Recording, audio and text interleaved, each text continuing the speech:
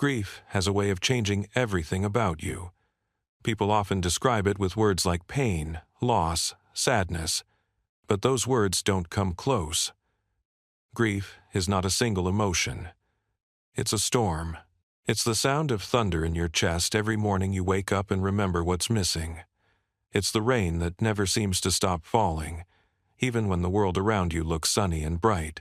It's the constant ache in your bones, the heaviness in your shoulders, and the way every laugh or smile feels stolen, like you're betraying the memory of the person you lost. And when grief comes in the form of losing your child, it stops being just a storm. It becomes an earthquake that splits your life into two parts, before and after. Before my son passed, my world wasn't perfect, but it was filled with the light of his presence. He was the heartbeat of our home. Even on the worst days, he could make me laugh with the silly things he said, or the way he would mispronounce certain words. He was the kind of child who could walk into a room and change the atmosphere instantly. He had this spark, this energy, that made people soften, smile, lean closer. He was my reason for fighting through every hard day. And then came the after. The after was empty, silent, a hollow echo of what used to be. I had to learn how to live in that after, and part of that meant facing the day I dreaded most. His funeral. I remember walking into that room, my legs like lead, my chest tight, trying to hold myself upright. The sight of that small casket is something I will never erase from my mind. Too small. Much too small. A box that should have held toys, or books, or maybe a pile of blankets and stuffed animals, but instead, it held everything I had loved most in this world. The smell of flowers was overpowering: roses, lilies, carnations. People had sent them as tokens of sympathy, but to me they felt suffocating. Bright, beautiful, alive. A cruel reminder that my son was none of those things anymore. Every breath I took was thick with perfume that clung to my throat, mixing with the salt of my tears. Family members filled the pews, whispering softly, dabbing at their eyes with tissues. Friends hugged me, their arms warm but their words fumbling. Everyone seemed to say the same things. "I'm so sorry. I can't imagine what you're going through. He's in a better place now." I nodded, smiled politely, but inside each phrase felt hollow. There is no better place when you're a parent. The only better place for your child is by your side. Still, I tried to be strong. I told myself this day wasn't about me, it was about him. About honoring the life he lived, short though it was. About giving him the goodbye he deserved. And, for a while, it seemed like that's what we were doing. People stood to share memories. His teachers spoke about his curiosity, about how he always asked a million questions and wanted to understand how everything worked. Friends of the family talked about his kindness, the way he would share his snacks without being asked, or how he would hold smaller kids' hands so they wouldn't feel scared. Every story made me smile through my tears. It hurt, but it also helped. For a moment, it felt like he was in the room again, like we were all gathered not to mourn his death but to celebrate his life. I clung to that feeling. I needed it. But then, like a knife cutting through fragile fabric, it was ripped away, because my sister-in-law opened her mouth. Let me tell you about her. She has always been the type of person who mistakes cruelty for honesty.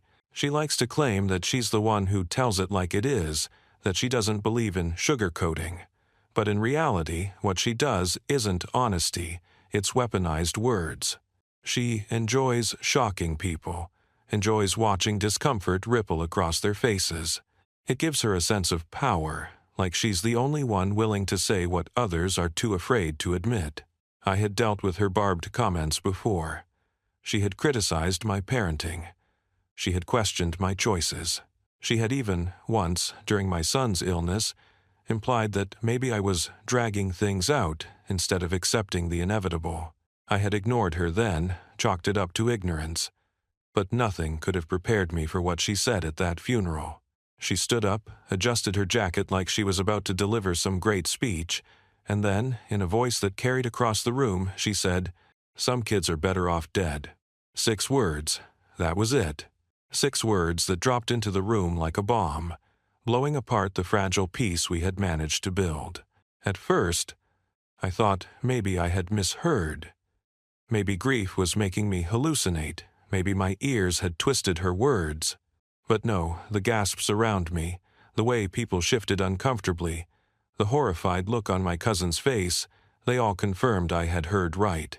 She said it again, slower this time, enunciating each syllable like she wanted to make sure no one missed it. Some kids are better off dead. My body went cold. My heart felt like it had stopped beating. The world narrowed until all I could see was her smug face. All I could hear was the echo of her voice. Who says something like that? Who walks into a room filled with grief, looks at a tiny casket, and decides this is the moment to spit venom? I wanted to scream, to throw her out, to demand she never show her face again. My hands were shaking, my chest was tight, and for a second, I thought I might collapse right there in front of everyone. But before I could react, before I could even find words, something happened that none of us expected. From the very back of the room, a small voice spoke. It wasn't one of the adults, it wasn't the officiant, or one of the family members rushing to smooth things over.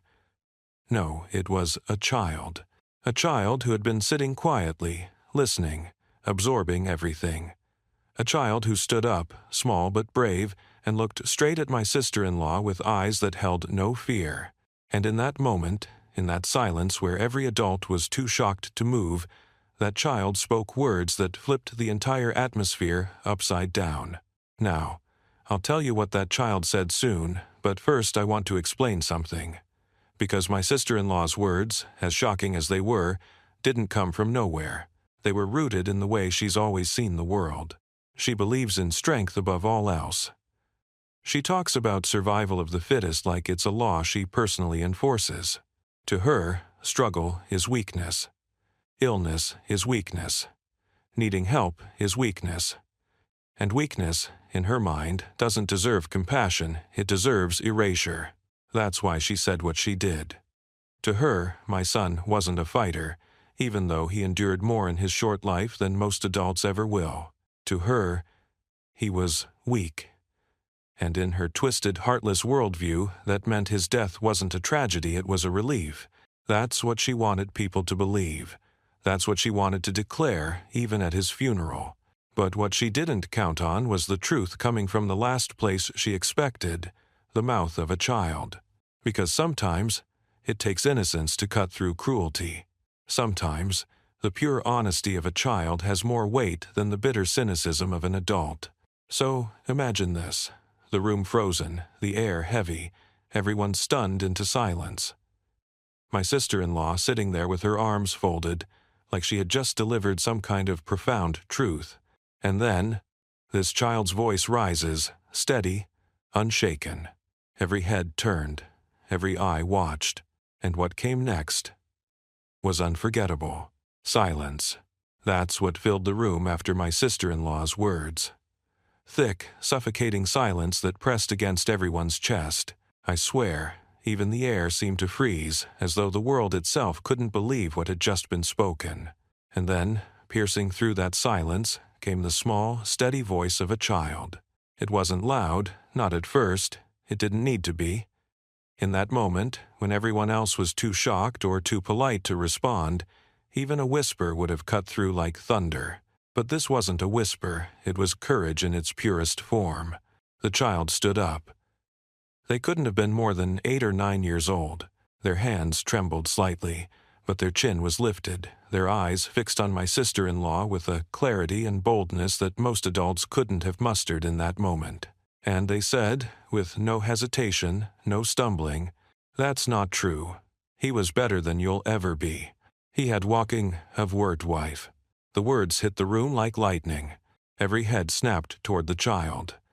My sister-in-law's jaw tightened, her lips pressed together in a thin, disbelieving line. For once, she was speechless. And me? I felt a jolt of electricity shoot through my grief-numbed body. It was as if someone had pulled me back from the edge of a cliff. I had been seconds away from collapsing under the weight of her cruelty, but that child's voice anchored me. It reminded me of something I had almost forgotten, that my son's life wasn't defined by weakness, or illness, or struggle. His life was defined by love, by joy, by the way he made people feel. And here was proof. Another child, standing in front of a room full of adults, defending him with a fierceness that left no room for doubt. The silence didn't last long. Gasps filled the air, followed by whispers, then a ripple of energy that moved through the crowd like a wave. Some people wiped their eyes, others nodded, as if silently agreeing.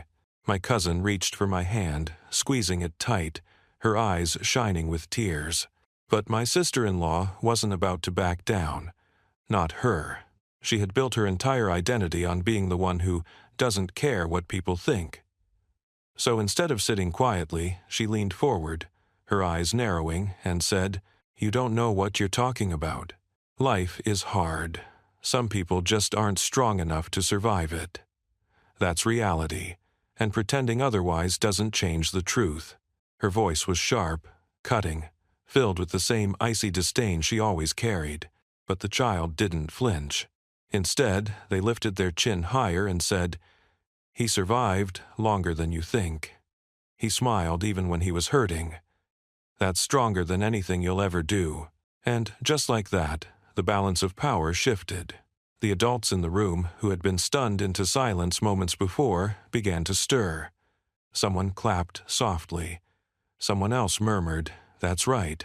The energy changed, and for the first time since her cruel words, my sister-in-law wasn't in control. She had been challenged, and not by an adult who could be brushed off as too emotional or too sensitive, but by a child whose honesty cut deeper than any argument could. I looked at that brave little defender and felt my throat tighten. In their words, I heard the voice of my own son. He had always been like that, unyielding in his own quiet way, able to shine light into darkness, to stand firm when others faltered. And now, even in death, he was being defended by someone who embodied that same spirit. But my sister-in-law still wasn't done. She scoffed, shaking her head, and muttered, "Children don't understand. They live in fairy tales. They don't get how the world really works." Her dismissal only made the tension sharper. People shifted uncomfortably. Some looked at her with open disgust. But before anyone else could speak, the child answered again, louder this time, their voice ringing with conviction. "No, you don't understand. The world isn't better when people like him are gone. The world is worse. People like him make life worth living. You just don't see it because you don't know how to love." The room erupted, not with chaos but with raw, emotional reaction. Some people gasped, some broke into tears, and others nodded fiercely, like the child had spoken aloud what everyone else had been too afraid to say. And in that moment, my sister-in-law's mask cracked. She opened her mouth as if to retort, but no sound came out. Her cheeks flushed red, her jaw clenched, and for the first time, I saw something in her eyes I had never seen before. Uncertainty. Because how do you argue with innocence? How do you fight back against truth spoken so plainly, so powerfully, by someone too young to be jaded, too young to be cruel? You can't. So she sat back, fuming silently, her arms crossed tightly over her chest. And the room, once again, turned its focus back to what mattered, not her bitterness, but the life we had gathered to honor. The officiant, bless him, gently redirected, inviting others to share more memories. And this time, when people spoke, their words carried a new weight. They weren't just honoring my son, they were rebuking her worldview. Story after story highlighted his resilience, his joy, the light he brought into people's lives. It was as if everyone in the room had silently agreed, "We will not let her define him. We will not let cruelty overshadow love." And I sat there, tears streaming down my face, feeling a strange mix of sorrow and gratitude. Sorrow, because the pain of losing my child would never leave me. Gratitude, because in the darkest moment, when cruelty tried to steal the light, truth had risen through the courage of a child. After the service ended, People came up to me one by one. Some hugged me, some squeezed my hand, some whispered words of comfort. Many mentioned the child who had spoken up, their eyes shining with admiration. Out of the mouths of babes, one elderly relative said softly, shaking her head, "Sometimes they see more clearly than we do." And she was right. That moment didn't erase my grief. It didn't make the pain disappear. But it did give me something I hadn't expected. Hope. Hope that love, in its purest form, can still rise above cruelty. Hope that even in the worst moments, truth has a way of finding its voice. As for my sister-in-law, she left quickly after the service, her face tight, her movements brisk. She didn't apologize. She didn't acknowledge the hurt she had caused. That's who she is, prideful, stubborn, unwilling to admit fault. But here's the thing. Her words won't be what people remember about that day. They won't carry her bitterness with them. What they'll remember, what I'll remember, is the child who stood up, unafraid, and defended the honor of someone who couldn't speak for himself. That's the legacy my son left behind. Courage, love, and the reminder that even the smallest voices can hold the greatest power. The funeral ended, but the echo of that child's words lingered in every corner of the room. Even as people shuffled toward the doors, whispering their goodbyes and brushing away tears, I could feel it, an invisible thread tying us all together, not in despair, but in quiet defiance. My sister-in-law, of course, was the first to leave. She didn't linger. She didn't comfort. She didn't stay behind to help with the cleanup or even offer the polite platitudes that people cling to in moments like this. No, she grabbed her purse, muttered something about being done with all this nonsense, and stormed out with the same icy air she had walked in with. I watched her go, and for a moment, anger flared inside me. How could someone be so dismissive? So detached? But then, almost as quickly, the anger dissolved into something else, pity. Because for all her cruelty, for all her harshness, I realized something. She was empty.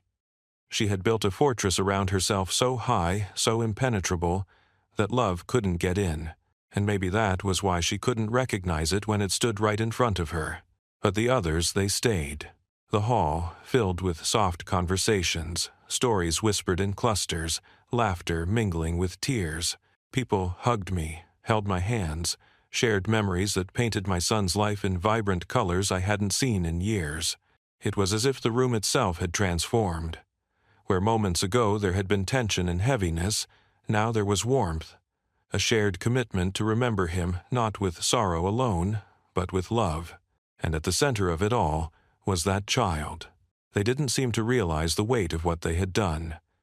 They sat quietly with their parents, nibbling on the edge of a sandwich someone had handed them, swinging their legs back and forth. To them, it hadn't been an act of bravery. It had simply been truth. Children don't calculate the cost of speaking up, they just speak.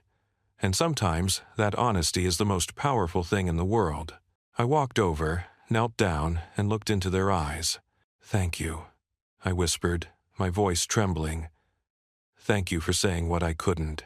They blinked at me, chewing thoughtfully, then shrugged in that simple, innocent way only a child can.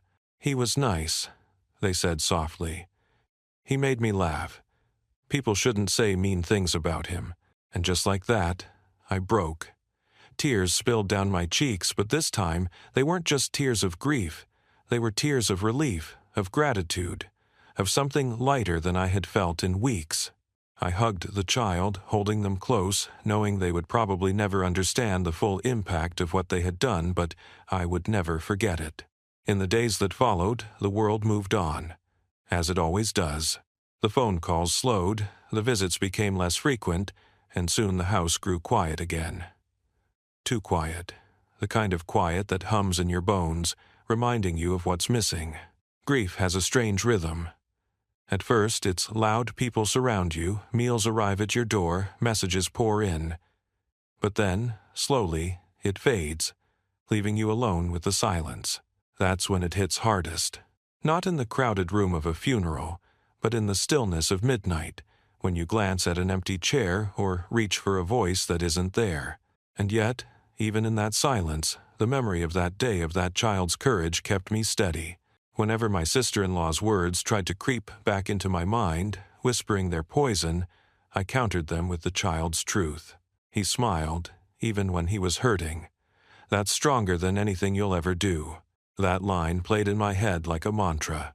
It became my shield against bitterness, my reminder that strength isn't measured by survival alone.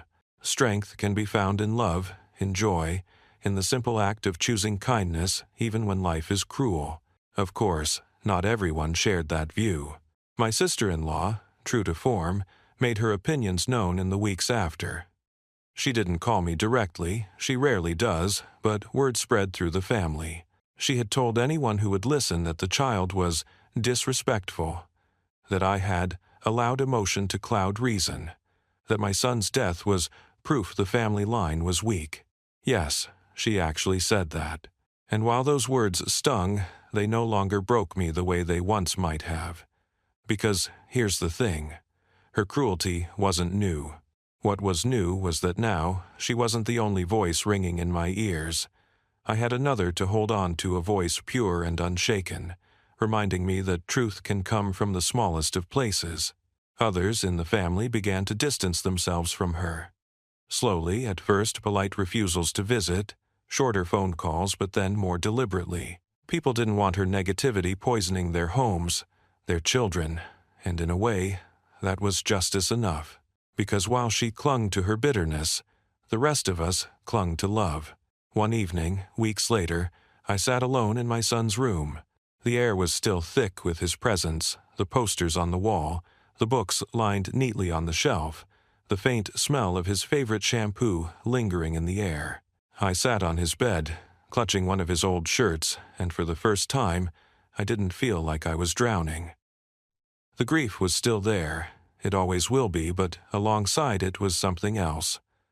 A quiet strength, a sense of purpose. I thought about the child again, about their words, about the way the entire room had shifted in that moment, and it hit me. Maybe that was my son's final gift. Not just the love he gave while he was alive, but the way his spirit inspired courage in others. The way his memory stirred something in a young child's heart, pushing them to speak truth in a room full of adults. That's a legacy no cruel words could ever erase. So here's what I've learned. Grief will always hurt. Loss will always leave a mark. But cruelty, the kind my sister-in-law tried to wield, only has power if you let it. Love is louder. It may not always roar. Sometimes it comes as a whisper from the lips of a child. Sometimes it comes as a memory that warms you in the coldest night. But it is always there, waiting to rise above the noise. And when I think back on that day, I don't remember her words. Not really. I remember the child. I remember the fire in their eyes, the way their voice carried across the room, the way they spoke truth without fear. That's what lives on. That's what matters. And maybe, just maybe, that's what my son wanted me to see. That even in the darkest moment, light finds a way through. Grief is not something you get over. People like to say that sometimes to comfort themselves, sometimes to comfort you. But the truth is, you don't get over it. You carry it. It becomes part of you. The weight shifts, the sharp edge is dull, but it never disappears. In the weeks after the funeral, that reality settled into my bones. Some mornings, I woke up and for half a second, forgot. Half a second where the world was whole, where the air felt normal. But then the truth would crash back down, and the silence in the house would remind me. Yet, with every day that passed, I also began to notice something else. People showing up. Not in the overwhelming rush of those first few days, but in quieter, more intentional ways. Friends dropping by with coffee, neighbors waving from the driveway, a cousin calling just to say, "I was thinking of him today." These small gestures mattered more than I can ever explain. They reminded me that my son's life wasn't confined to four walls. He had left ripples, spreading outward, touching lives I didn't even realize he had touched. And that child's words at the funeral? They had become something of a story themselves. People repeated it back to me, almost reverently, as though it had crystallized the truth we all felt but didn't know how to say. He smiled even when he was hurting. That's stronger than anything you'll ever do. I carried that line like a lifeline. On the hardest days, I would whisper it to myself, and slowly I started to feel a shift. But not everyone was part of that healing. My sister-in-law, for example, doubled down. That's who she was: unyielding, stubborn, always needing the last word. While the rest of the family softened, leaned in, grew closer, she seemed to harden. She spoke less to me directly, but when she did, it was sharp. At one family dinner, weeks later, she leaned back in her chair, swirling her glass of wine, and said in a voice just loud enough for the table to hear, "Tragedy always makes people sentimental. They start pretending the dead were saints.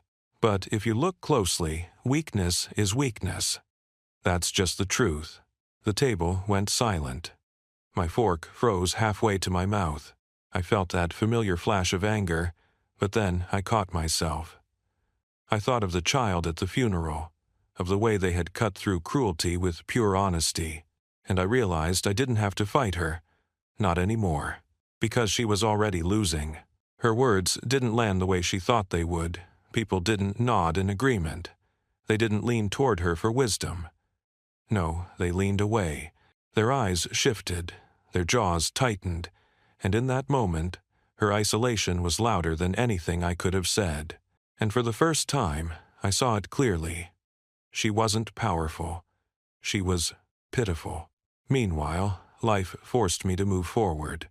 I went back to work, though it felt hollow at first. My desk was the same, my colleagues were kind, but there was a before and after stamped into every corner of my life. I wasn't the same person who had sat in that chair months before, but oddly enough, work became an anchor. The routine, the rhythm, even the small talk, it gave me something to hold on to when the grief threatened to pull me under. Outside of work, I started writing. Not for anyone else, just for me. I wrote letters to my son, memories of our time together, little stories I didn't want to lose. Sometimes I would read them aloud, as though he could hear me. Sometimes I would just tuck them into a notebook and let the pages absorb the weight of my heart. And slowly, those pages began to transform. At first, they were raw, jagged, soaked with pain. But over time, they softened. They filled with gratitude. With love. With reminders of joy I thought I had forgotten. That's the strange gift of grief. It sharpens your vision. It strips away the noise and leaves you with the essence of what matters. The family dynamics shifted too. Without saying it outright, everyone began to create distance from my sister-in-law. Invitations didn't always include her name. Conversations didn't revolve around her opinions. And when she did show up, the atmosphere shifted, like a cloud passing over the sun, but only temporarily. Because the warmth always returned once she left. I didn't push for that. I didn't encourage it. It just happened. People made their own choices, and in doing so, they drew a line. And that was powerful. Because for so long, she had dominated the room, controlled the narrative with her sharp tongue. But now, her power was fading, and she didn't even realize it. One night, I sat with my parents at the kitchen table. We were sipping tea, the kind of simple ritual that feels heavier after loss because it reminds you of what's missing. My mother reached across the table, placed her hand on mine, and said softly, "You know, he taught us something, even at the end." I looked at her, puzzled. "He showed us that joy is possible even in pain," she said. "That's not weakness, that's strength, and I think we all needed to be reminded of that." Her words sank deep into me. Because she was right. Strength doesn't always look like surviving at all costs. Sometimes it looks like smiling in the storm. Sometimes it looks like choosing kindness when the world is cruel. Sometimes it looks like the voice of a child, speaking truth into silence, and maybe that's the legacy my son left us. Not just his memories, but the reminder that strength comes in many forms, and often the quietest kind is the most powerful.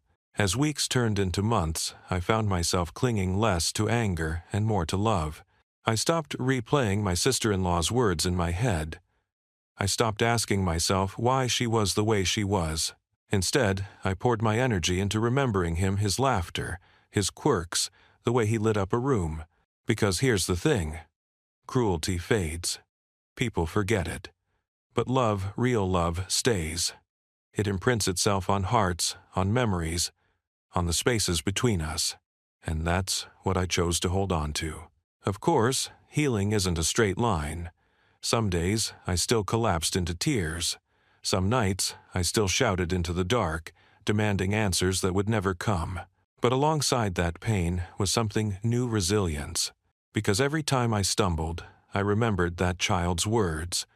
I remembered the look in their eyes, the way they had spoken with such clarity, and it reminded me, truth has a way of cutting through, even in the darkest moments. My sister-in-law may never change. She may cling to her bitterness for the rest of her life, but that's her burden to carry, not mine. Mine is different.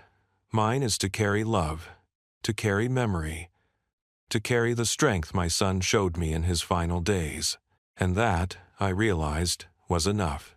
So here's what I want anyone listening to understand. Grief is not a weakness. Tears are not weakness. Love is not weakness. The real weakness is cruelty. The real weakness is closing your heart so tightly that nothing can get in. The real weakness is living without compassion. But strength? Strength is choosing love, even when it hurts. Strength is standing up to cruelty, not with more cruelty, but with truth.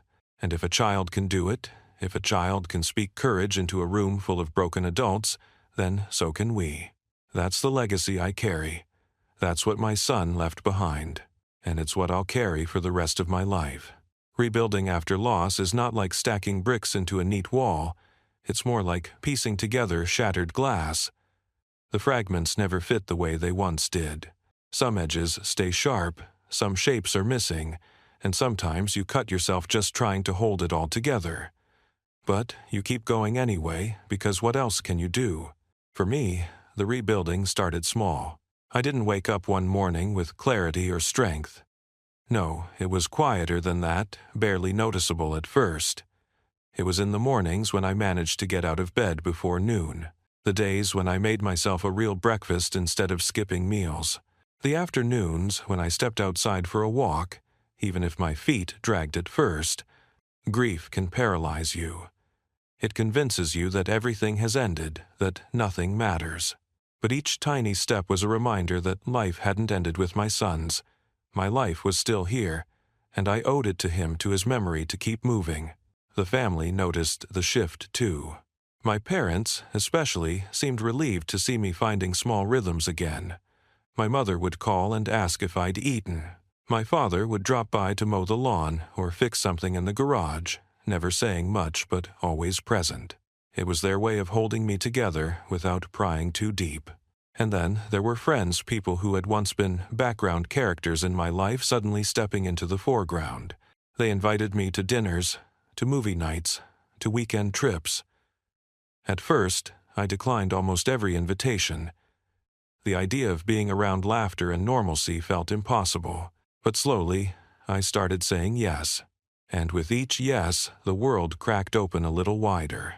One evening, a close friend convinced me to join a small gathering at their house. Just 6 of us, sitting around a fire pit in the backyard. We roasted marshmallows, shared silly stories, and, for a brief moment, I forgot about the weight I carried. I laughed, a real laugh, not the polite kind you force at funerals or family dinners. And in that moment, I realized something. Joy and grief can exist together.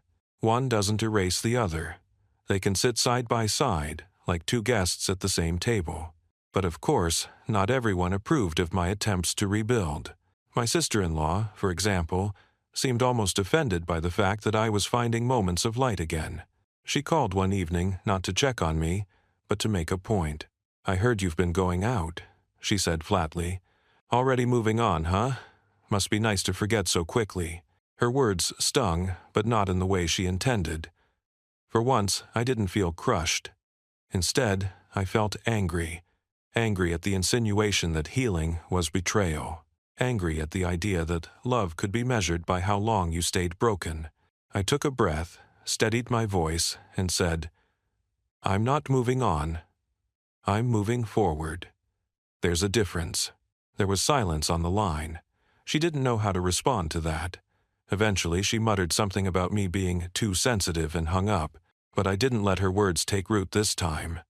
Because I knew the truth, moving forward was not dishonoring my son. It was honoring him. He wouldn't have wanted me to drown forever. He would have wanted me to live. The child from the funeral remained a quiet anchor in all of this. Every time I felt doubt creep in, every time I questioned whether I was allowed to feel joy again, I remembered their words. I remembered how they spoke truth when no one else could. He smiled, even when he was hurting. That's stronger than anything you'll ever do. Those words reminded me that strength was not about burying pain, but about carrying it with grace. And if a child could see that so clearly, then I had no excuse to ignore it. I also started therapy. I'll be honest, at first I resisted. The thought of sitting in a room with a stranger, bearing my soul, felt exhausting. But after a gentle push from a friend, I gave it a try. And it turned out to be one of the best decisions I ever made. My therapist didn't have magic answers. She didn't fix the pain, but she gave me space to untangle it. She helped me see patterns I hadn't noticed. She reminded me that grief is not linear, that setbacks don't erase progress. One session, she said something that stuck with me. Your sister-in-law wants grief to look like punishment. But grief isn't punishment. It's love, with nowhere to go. That line broke something open in me. Because she was right. My tears, my aching, my stumbling, they weren't signs of weakness. They were signs of love. Signs that what I lost mattered deeply. And somehow, reframing it that way made the burden lighter. The family gatherings continued, though the atmosphere was permanently altered. Without my son, there was always an empty space, a missing laugh, a missing presence. But slowly, we began to fill those spaces with stories. We would sit around the table, swapping memories, letting his name live on in conversation.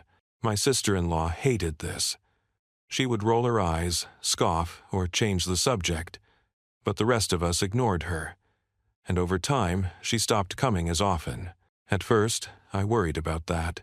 I wondered if cutting her out would fracture the family further. But what I realized is that sometimes distance is necessary. Sometimes peace is more important than keeping everyone under the same roof. And with her absence, something beautiful happened. The rest of us grew closer. One day, my niece, the same child who had spoken at the funeral, came to visit. She wandered into my son's room, touching his books, his toys, his drawings still pinned to the wall. She turned to me and asked, "Do you miss him every day?" I swallowed hard. "Every single day," I said. She thought about that for a moment, then nodded. "Me too. But I think he's happy we still talk about him." Her words pierced me, but in the gentlest way. Because she was right. Keeping his memory alive wasn't a burden, it was a gift. That's when I decided something. I would create a space, a tradition, something that honored him not just once a year, but all the time. So I started a small project, a memory book. Each family member could add their favorite story, photo, or drawing of him. Over time, the book grew, page by page, filled with laughter, tears, and little pieces of him we refused to forget. And every time I looked at it, I felt less alone. Through all of this, my sister-in-law remained unchanged. Her bitterness deepened, her isolation grew. But instead of resenting her, I began to pity her, because I saw what she was missing.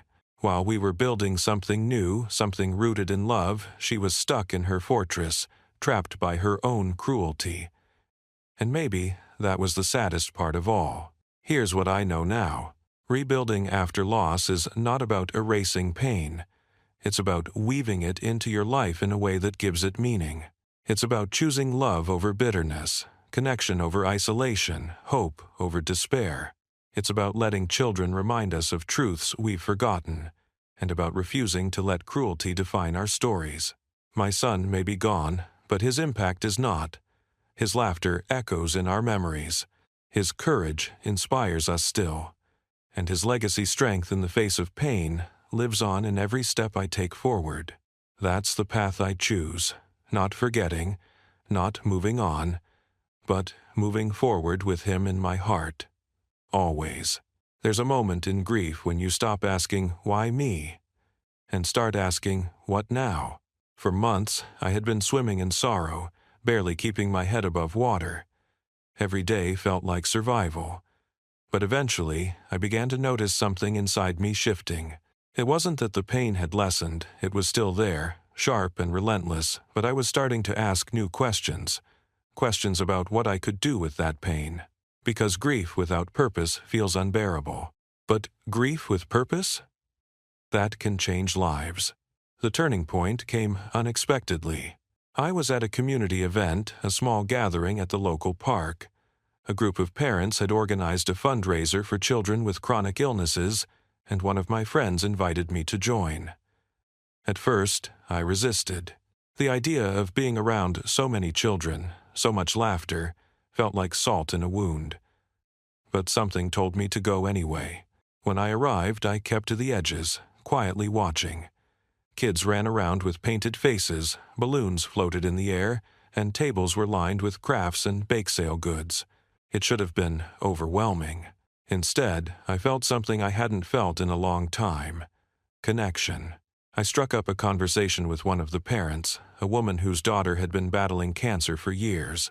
She spoke about the ups and downs, the nights spent in hospitals, the constant balance between fear and hope. And as I listened, I realized I understood. Maybe not every detail, but the emotional landscape? That was familiar terrain. For the first time, I wasn't just the grieving parent. I was someone who could offer empathy, who could say, "I get it," and truly mean it. That night, I went home and sat in my son's room. I thought about the woman at the park, about the kids running and laughing despite their struggles, about the resilience I had witnessed. And I thought about my son, about his smile, about the way he found joy even in pain. It hit me. Maybe his legacy wasn't just for me to carry privately. Maybe it was meant to be shared. So I began to get involved. At first, it was small, volunteering at local events, helping organize fundraisers, lending an ear to parents who needed someone to talk to. But the more I did, the more I realized this wasn't just about helping others. It was helping me, too. Grief had left a hole in my life, and while nothing could fill it completely, giving back began to stitch the edges together. It gave me a reason to get out of bed, a reason to keep moving forward. I even started speaking, sharing my story at small gatherings, telling parents they weren't alone, reminding them that strength isn't always about winning battles, but about how you carry yourself in them. Each time I spoke, I felt my son's presence, as if he was there, nodding, reminding me that love doesn't end with death. It transforms. Of course, not everyone saw it that way. My sister-in-law, for example, had her own interpretation. One evening, at another family dinner, she leaned across the table and sneered, "So now you're playing the hero, huh? Turning tragedy into attention. I guess everyone grieves differently." The room went quiet, as it always did when she spoke. But this time, something was different. I didn't shrink. I didn't flinch. I looked her in the eye and said calmly, "No. I'm turning tragedy into love. There's a difference." The silence that followed wasn't uncomfortable. It was powerful, because for once I wasn't the only one standing up. My father spoke next, his voice steady. "What he's doing is honoring his son, and if you can't see that, maybe you should ask yourself why." "Who is that?" My sister-in-law went red, muttered something under her breath, and left the table. But unlike before, her exit didn't leave a shadow. If anything, it left more light. The more I leaned into purpose, the more the family followed. We started new traditions not to replace old ones, but to carry my son's memory forward. On his birthday, we didn't sit in silence. We celebrated. We baked his favorite cake, played his favorite songs, shared our favorite stories. It wasn't about pretending everything was fine. It was about honoring the love that still existed. Even the children in the family joined in. They drew pictures, wrote letters, built little memorials out of Lego. Their innocence made the weight lighter, reminding us that memory doesn't have to be heavy, it can be joyful too. And each year, those traditions grew. They became a cornerstone, something to look forward to instead of dread. I also began writing more seriously. What started as letters to my son turned into essays, then into a blog. At first, it was just a private corner of the internet, a space where I could pour out my heart. But slowly, people found it. Other grieving parents, friends of friends, strangers who stumbled across it at 2 a.m., searching for comfort. They wrote to me, sharing their own stories of loss. They told me that my words gave them hope, that they felt less alone, and in those messages, I found healing too. Because helping others carry their grief reminded me that I wasn't carrying mine alone either. Meanwhile, my sister-in-law's world grew smaller. Her bitterness alienated her from almost everyone. Invitations stopped coming. Phone calls went unanswered. The fortress she had built around herself had become a prison. I stopped being angry at her. I stopped trying to understand her, because in the end, her choices were hers to live with, and mine were mine. I chose love. I chose purpose. I chose to let my son's life, however short, ripple outward in ways that mattered. One afternoon, months later, I was sitting at a cafe when a woman approached me. "Excuse me," she said nervously. "Are you the one who writes those posts online? About your son?" I nodded, surprised. Her eyes filled with tears. "I just wanted to say thank you. My daughter passed away last year, and your words, they helped me get out of bed on the days I thought I couldn't. They made me feel less alone. I didn't know what to say, so I stood up and hugged her. In that moment, I realized that my son's legacy had already spread farther than I could have imagined. His smile, his strength, his joy, it was alive in the words I wrote, in the people I helped, in the hearts of strangers I would never meet.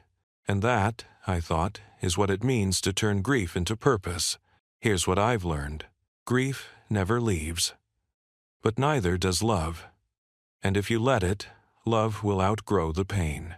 My sister-in-law thought strength was about hardness, about refusing to bend. But real strength is the opposite. It's about opening your heart, even when it hurts. It's about letting love guide you forward, even through the darkest nights. And that's the path I will keep choosing, because my son deserves nothing less. There's a phrase I once read. When one heart breaks, it sends cracks through 100 others. At the time, it felt cruelly accurate. My son's death shattered me, yes, but it also fractured my family, my friendships, even the rhythms of our neighborhood. People didn't know how to talk to me. Some pulled away, some overcompensated. The ripple of grief spread everywhere. But here's what I didn't realize, then ripples can carry more than sorrow. They can carry healing too.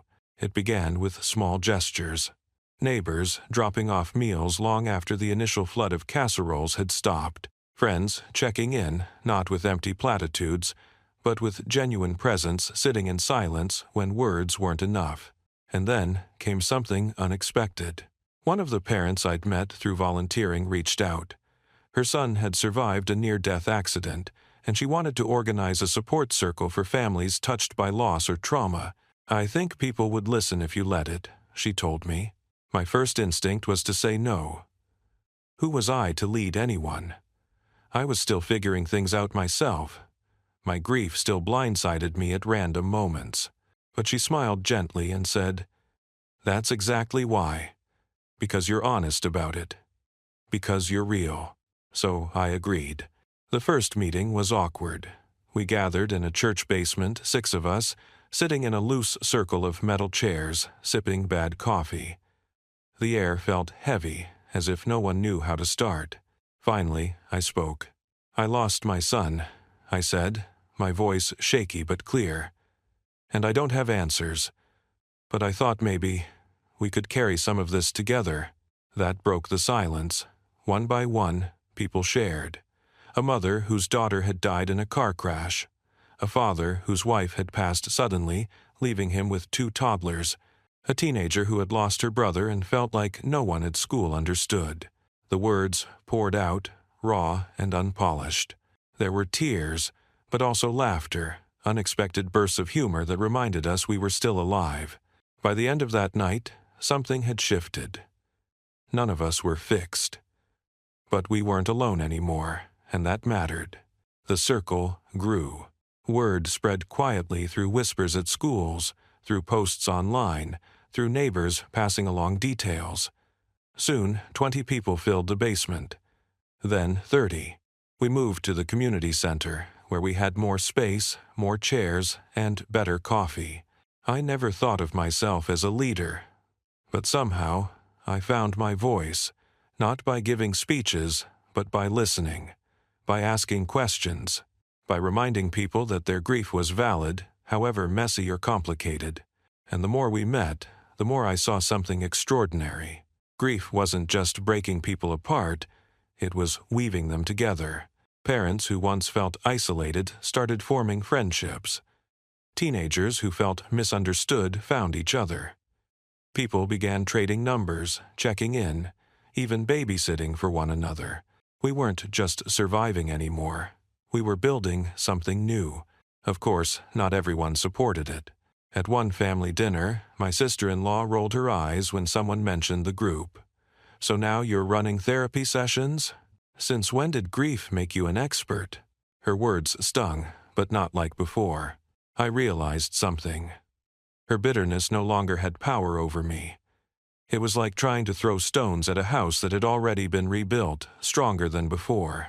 So I simply said, "I'm not an expert. I'm just someone who refuses to grieve alone." And that was the truth. The ripple grew beyond the circle.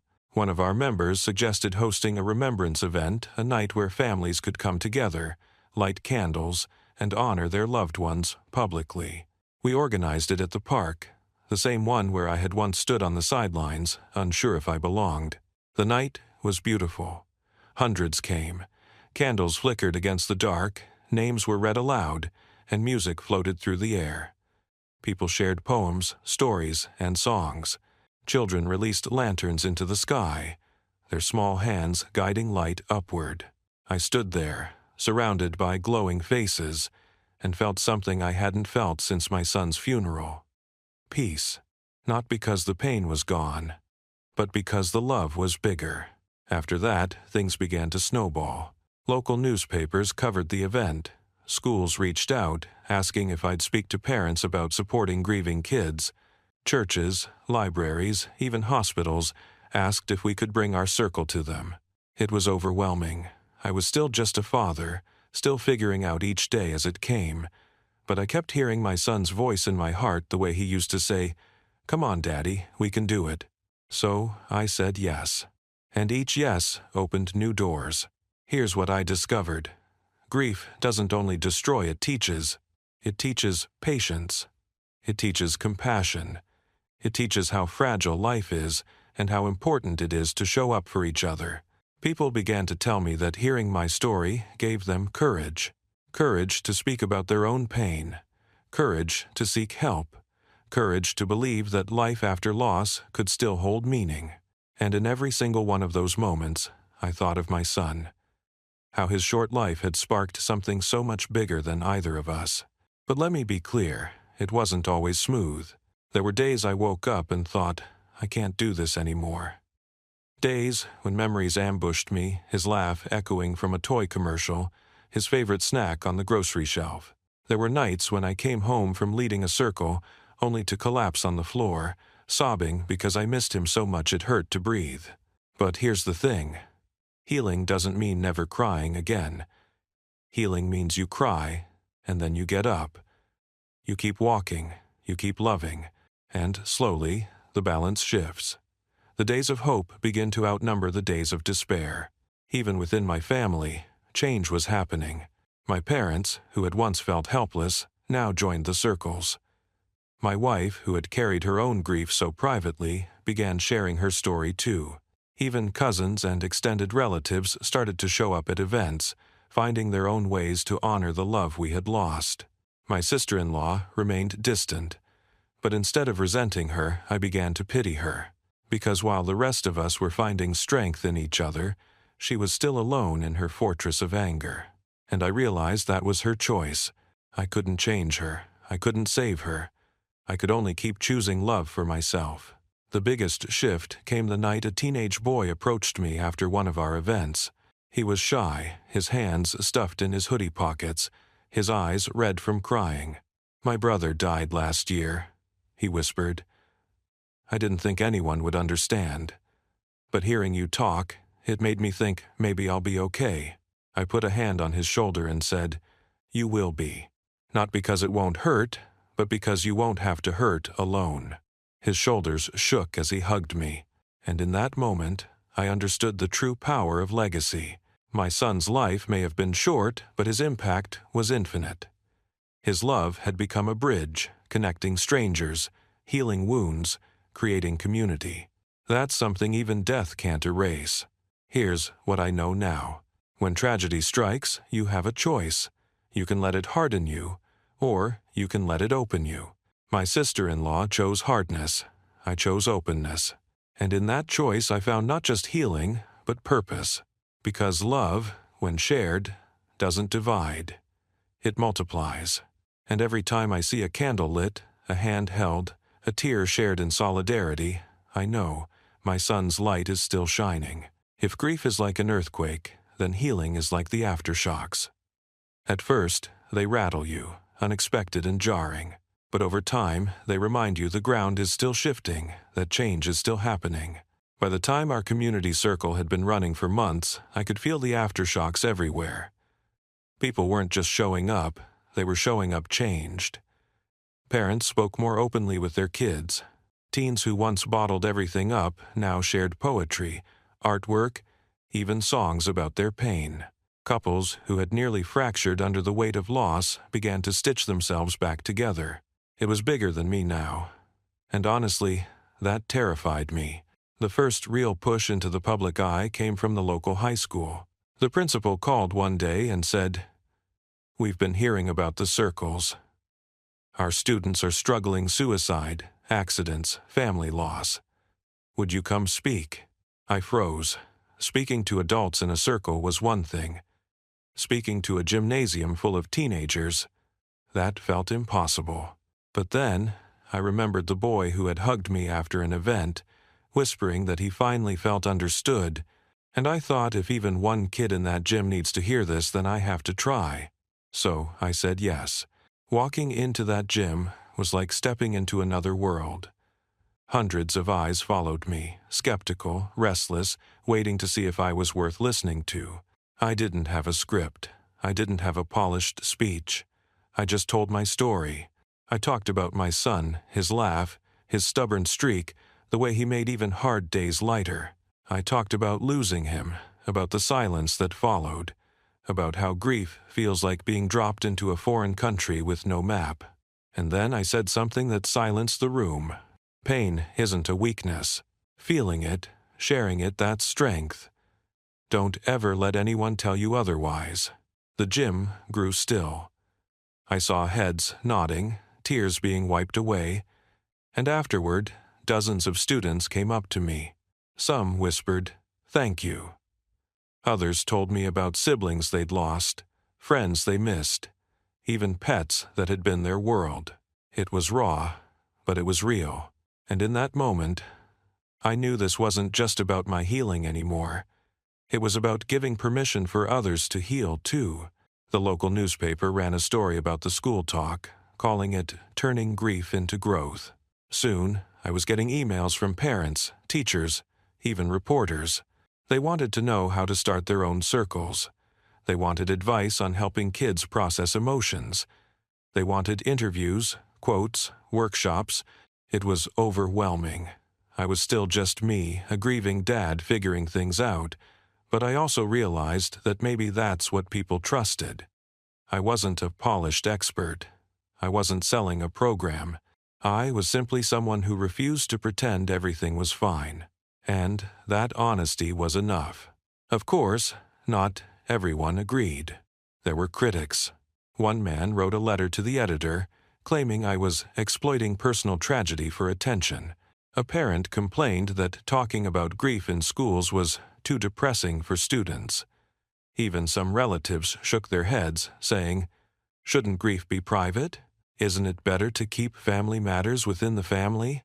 At first, their words cut deep. I questioned myself. Was I oversharing? Was I dragging my son's memory into the spotlight? But then I thought back to the child at the funeral. The way they had spoken truth without hesitation, without shame. And I realized silence is what kills us. Silence is what isolates us. Speaking doesn't dishonor grief. It gives it room to breathe. So I kept speaking. One of the most powerful moments came when a local news station invited me for a segment. Sitting under bright studio lights, microphone clipped to my shirt, I felt the weight of it. The interviewer asked, "What do you hope people take away from your story?" I took a deep breath and said, "That grief isn't something to hide from, it's something to share. Because when we carry it together, it doesn't crush us. It shapes us." The clip aired that night.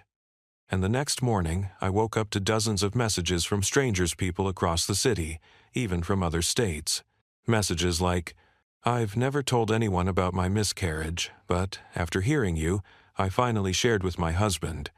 My teenage son has been struggling, and I think your words might help him. Thank you. I thought I was broken. You reminded me I'm human."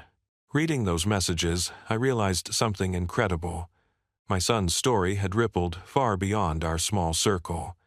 His legacy was reaching people we'd never met, in places we'd never been. And that felt like resurrection. Still, it wasn't all smooth sailing.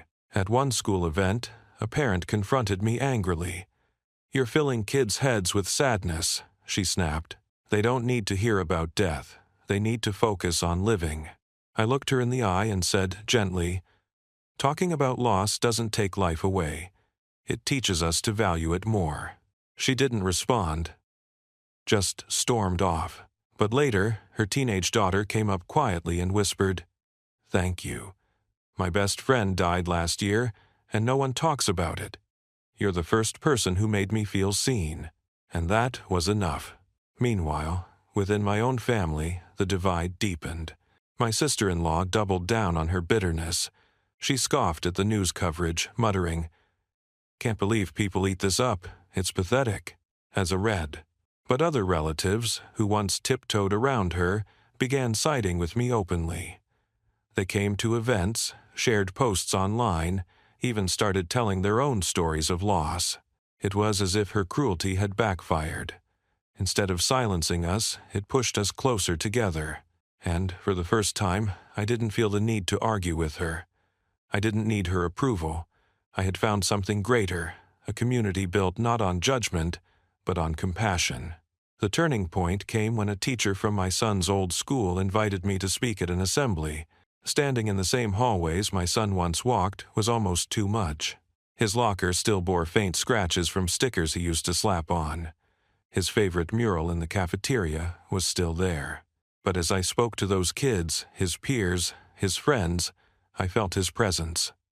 I saw it in their tears, in their nods, in the way they leaned in when I said, "Your classmate is gone, but his laughter isn't, his kindness isn't. You carry it now. You are his legacy." Afterward, a group of students came up to me, some crying, some smiling. One said, "We thought we had to forget him to move on. You showed us we can remember him and still live." That moment sealed it for me. Grief doesn't end when the funeral does. It doesn't end when people stop calling. It doesn't even end years later. But it can transform. It can become a bridge instead of a barrier. By the end of that year, our little circle had grown into something much bigger. We had chapters starting in neighboring towns. A small nonprofit formed, run by volunteers who had once been strangers bound by loss. Schools incorporated grief workshops into their wellness programs. And through it all, I kept returning to the same truth. None of this started with me. It started with a child at a funeral, speaking words that cracked open the silence. From that crack, light poured in, and now that light was spreading further than I ever imagined. Here's what I want you to remember. People will always have opinions. Some will tell you grief should be hidden. Some will call you weak for crying. Some will try to shame you into silence. But silence doesn't heal. Sharing does. And every time you share, every time you tell your story, light a candle, or simply say, "I miss them," you are building a bridge. A bridge someone else might need to cross when their world shatters. That's the real legacy. Not the pain, but the love. Not the loss, but the way it binds us together. And if my son's short life could teach me that, then maybe, just maybe, it was long enough to change the world. There's a paradox in grief that I never understood until I lived it. The deeper your loss, the more private it feels. And yet, the more you share it, the lighter it becomes. That was the tension I faced every single day once our circles grew, once the media stories spread, once people began looking to me not just as a grieving father, but as some kind of guide. Because here's the truth. While the world saw a man turning grief into purpose, what they didn't see were the nights I still broke down. The mornings I stared at my son's photo, unable to move. The quiet moments when I would reach for my phone, forgetting for half a second that I could never call him again. In public, I spoke about hope. In private, I wrestled with emptiness. And that duality? It nearly tore me apart. I remember one evening, after a circle meeting. We had just finished another powerful session, stories shared, tears released, people hugging like family. Everyone left energized, lighter. But when I got home, the silence swallowed me whole. I sat in the dark, still in my coat, staring at the wall. My wife found me there an hour later, motionless. She sat beside me and whispered, "It's okay to feel empty." And that's when it hit me. I was so busy holding space for everyone else that I'd stopped giving myself permission to grieve. I was pouring out without refilling. The next day, I made a change. I started carving out private rituals for myself, not for the circle, not for the community, just for me. Every morning, I walked to the park where my son and I used to play. I'd sit on the same bench, sip my coffee, and talk to him out loud. Sometimes I shared updates about life. Sometimes I just cried. Every evening, I lit a candle in his room. No speeches, no ceremonies, just flame and silence. A reminder that his light still burned. And slowly, those rituals grounded me. They reminded me that while I was helping others heal, I was still on my own healing journey too. But even with those private moments, the public role kept growing. Emails poured in daily. People wanted me at conferences, schools, even podcasts. They wanted advice, interviews, appearances. At first, I said yes to everything. I thought it was my responsibility, that if I turned someone down, I was failing them. But burnout is real. One week, I spoke at 4 events in 3 different towns. By the last one, my voice was hoarse, my body exhausted. I stood on stage, looking out at the crowd, and for the first time, I felt numb. No connection, no spark, just emptiness. I went home, collapsed into bed, and realized something vital. I couldn't pour from an empty cup. If I wanted to keep sharing, keep leading, I had to set boundaries. So I learned to say no. Not out of selfishness, but out of survival. I limited myself to 2 major events a month. I asked others in the circle to step up as leaders, to share their own stories. I stopped checking email after dinner, giving myself evenings free of constant requests. And you know what? The world didn't collapse. In fact, something beautiful happened. The community grew stronger without relying on me for everything. Other voices rose up. Other stories found platforms. It wasn't just my legacy anymore, it was ours. And that felt right. But even as the circle expanded, even as healing spread, I kept returning to the private battle. Who was I now? Before my son's death, I was just a father, a husband, a man with a routine life. Now I was seen as a leader, a speaker, even an activist. And yet, at my core, I was still just a dad who missed his kid. Balancing those identities was hard. Some days, I felt like an imposter. Other days, I felt strong. But every day, I carried both truths: the grief that hollowed me and the purpose that filled me. One night, lying in bed, I confessed this to my wife. "I don't know who I am anymore," I whispered. She turned to me, eyes soft in the dim light, and said, "You're still his father. That never changes. Everything else is just an extension of that." Her words sank deep. Yes, I was still his father. Always. And maybe this role, this purpose, wasn't something separate. Maybe it was just another way of being his dad, keeping his spirit alive by helping others. That reframed everything. But of course, grief isn't neat. It doesn't follow tidy timelines. One afternoon, months into this new balance, I was walking through the grocery store when I saw a boy about my son's age run down the aisle, laughing. His laugh sounded so much like my son's that I froze, tears blurring my vision. I had to step outside, hands trembling, trying to breathe.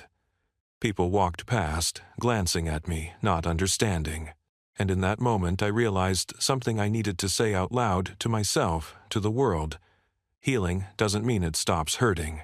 You can laugh again, work again, even build new purpose. But the ache never fully disappears. It softens, it integrates. But it's always there. And that's okay, because grief isn't proof of weakness. It's proof of love. When I shared that truth at the next circle, I saw heads nodding all around. People looked relieved, as if they'd been waiting for permission to admit the same thing. One woman whispered, "I thought I was failing because it still hurts after 2 years." I told her, "You're not failing, you're remembering." And she wept, not from despair, but from release. That became my message everywhere I went. Healing isn't about erasing pain. It's about carrying it differently. It's about letting it shape you without letting it define you. It's about building a life around the loss, not in denial of it. And when I looked at my own journey at the circles, the school talks, the community events, I realized that's exactly what I was doing. I wasn't moving on. I was moving with my son's memory, with the love he left behind, with the grief that taught me compassion. At the same time, I had to make peace with those who would never understand. My sister-in-law, for instance, remained stubbornly critical. She mocked my talks, called them grief tourism, and insisted I was embarrassing the family. But her words no longer held power. Because I had seen the tears of teenagers finally opening up. I had heard the relief in parents' voices when they realized they weren't alone. I had felt the strength of strangers hugging like kin. Her bitterness was just noise against a symphony of healing, and I learned to tune it out. Looking back, I see how far the journey had carried me. From a broken father at a funeral, silenced by cruelty, to a man who found his voice again through the courage of a child, to someone who now stood, not as an expert, but as a companion for others walking the same dark path. And through it all, I kept asking myself, what would my son think? I believe he'd be proud. Not because I was strong every day, not because I did everything perfectly, but because I kept loving. I kept showing up. I kept choosing compassion over bitterness. That, I think, is the legacy any parent would want. So here's what I know now. Grief doesn't have to shrink your world. It can expand it. Yes, it will break you. But from those cracks, light can pour out. Light that guides not just you, but others. And when people ask me who I am now, I answer simply, I'm a father. I'm a husband. I'm a man who lost and a man who loves. And I'm still learning how to carry both. Because, at the end of the day, that's what this journey is. Not about becoming someone new. Not about forgetting who you were. But about weaving both together pain and joy, grief and love into something that honors the past while still embracing the future. And in that weaving, life becomes not smaller, but deeper. When people ask me how long it takes to heal from losing a child, I give them the only honest answer I know, forever, and also today. Because healing isn't a destination. It's a practice, a choice, a rhythm you learn to live inside of. And that rhythm, grief, hope, memory, love, became the beat of my life. In the months that followed, the circles kept growing. We started with one in a church basement. Then a library offered space. Then a community center. Before long, there were 5 groups meeting across town, all led by volunteers who had once come to sit in silence, but who now stood to hold space for others. I didn't lead them all. I couldn't. And that was the point. The work was no longer mine alone. It belonged to everyone who believed that stories could heal. One evening, I visited a circle I hadn't been to in weeks. I walked in quietly, sat at the back, and just listened. A mother spoke about her son, gone for 3 years, and how she'd finally been able to take his clothes out of the closet. A teenager admitted he'd been carrying guilt about his brother's accident, and for the first time, he let it out. As I listened, I realized something. This wasn't my story anymore. It was ours. And in that realization came peace. But even as the movement grew, I kept one thing sacred: home. I still walked to the park bench each morning. I still lit the candle each night.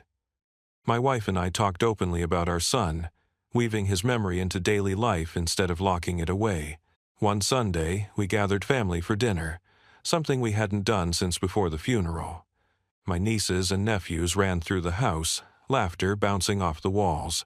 At one point, I caught myself smiling, not the polite smile I'd worn for months, but a real, warm one. And in that moment, I knew joy and grief could coexist. You don't have to choose one or the other. You just have to let them live side by side. That truth carried me into the most unexpected place: schools. A principal invited me to speak at a high school assembly. I hesitated. What could I possibly say to teenagers that wouldn't sound like another lecture? But when I stood on that stage and told them about my son, about how cruel words at his funeral had almost silenced me, the room shifted. You could feel it, walls breaking, defenses softening. Afterward, students lined up to talk. Some hugged me. Others whispered their own struggles, anxiety, loneliness, bullying. One boy said, "I didn't know dads cried, but seeing you cry makes me feel like maybe it's okay if I do too." That moment. I'll never forget it, because if sharing my pain gave even one kid permission to be real, then my son's legacy was alive in a way deeper than I'd ever imagined. But here's the thing about opening yourself up. Not everyone gets it. There were critics, online comments saying I was exploiting grief, people questioning my motives, suggesting I enjoyed the attention. And yes, those words stung. At first, they even made me question myself. But then I remembered. I had stood at a funeral where cruelty tried to shut me down, and I had chosen, instead, to speak life. So I asked myself, whose voices matter more? The strangers who doubt, or the broken people who find healing? The answer was clear, and just like that, the critics lost their power. The biggest lesson I learned through all of this is that grief doesn't shrink when you hide it. It festers. But when you share it, when you give it breath and voice, it becomes something else. Not smaller, but lighter. Not gone, but transformed. And that's why I kept showing up. Not because I had it all figured out. Not because I was strong every day. But because healing is contagious. And if my brokenness could spark someone else's courage, then the pain wasn't wasted. 1 year after the funeral, we held a memorial event in the park where my son and I used to play. We didn't call it a service. We called it a night of light. Families brought candles. Children painted rocks with messages of love. Musicians played soft songs as the sun set. And when darkness fell, we lit our candles together, hundreds of tiny flames flickering against the night. As I looked around, I saw faces glowing. Some were smiling, some were weeping. All were connected.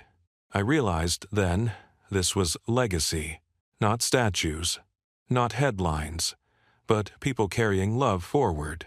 My son's name was spoken not with pity, but with gratitude. And in that, he lived on. After the candles burned low, I stood up to speak. But this time, it wasn't a speech. It was a promise. I told them, grief will always walk with us. But so will love. And every time we choose love, we let the people we lost shine again through us. The crowd was silent, listening. Some closed their eyes, some nodded. And in that moment, I felt something I hadn't felt since the day I said goodbye to my boy. Peace. Not because the grief was gone, but because it had found its place. So, where am I now? I'm still a father who misses his son every single day. I still have mornings where the ache feels unbearable. I still get caught off guard by a laugh, a song, a memory. But I'm also a man who has learned that grief can be more than sorrow. It can be a doorway, a teacher, a bridge between hearts. I'm still learning, still stumbling, still carrying both joy and pain. But here's the miracle. I'm not carrying it alone anymore. And if there's one thing I want anyone watching this to take away, it's this. Your story matters. Not because it's polished, not because it's pretty, but because it's real. Don't let anyone tell you your grief is too much or your healing is too slow. Don't let cruel voices silence your truth, because somewhere out there, someone is waiting for your story to unlock theirs. And when that happens, healing spreads. When I think of my son now, I no longer just feel the weight of loss. I feel the ripple of what came from it. The circles, the school talks, the candles in the park, the countless people who've said, I thought I was alone, but now I know I'm not. That's his legacy. Not because he lived a long life he didn't, but because his short life still carries meaning, still sparks connection, still changes hearts. And as his father, I get to be the one who carries that forward. That's an honor. That's love. So, I'll leave you with this. If you are grieving, let yourself grieve. If you are healing, let yourself heal. Don't rush. Don't compare. Don't silence yourself for the comfort of others. And if someone tells you your pain is inconvenient, remember this. Their discomfort is not your responsibility. Your truth is. Speak it. Live it. Share it. Because grief doesn't end a story.